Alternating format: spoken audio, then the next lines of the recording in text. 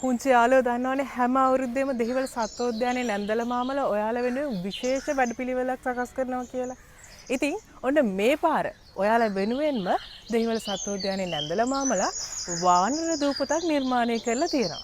ඉතින් ඔයාලට හෙට දවසේදී මේ ස්ථානයට આવොත් මෙන්න මේ ලස්සන යාළුවෝ මුණ ගැහෙන්න පුළුවන්.